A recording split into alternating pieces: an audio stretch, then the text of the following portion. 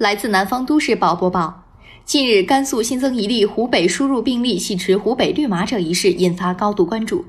4月1日，南都记者对话当事人胡先生，他表示，他和同行的2人都有在老家通城县办理的健康码绿码和健康证，有兰州的公司的接收函，并且和兰州的社区提前报备，没有发热或咳嗽等症状。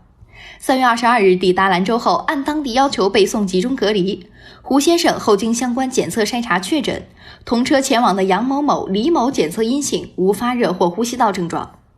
胡先生向南都记者回忆，在湖北老家时，一家人便非常注意防护，返回兰州一路上，即使下车也都是戴口罩，也没有跟外人有交谈过。现在我也不清楚到底是什么时候在哪儿感染了病毒，只能等疾控专家们调查了。